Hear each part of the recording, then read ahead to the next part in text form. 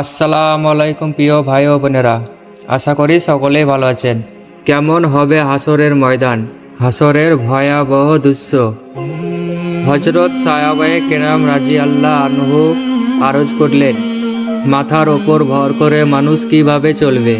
জবাবে নবীজি সাল্লাল্লাহু আলাইহি ওয়াসাল্লাম বললেন, যে রব পায়ের ওপর ভর করে চলার শক্তি দিয়েছেন, তিনিই তাকে মাথার ওপর ভর করে চলার শক্তি যোগাবেন।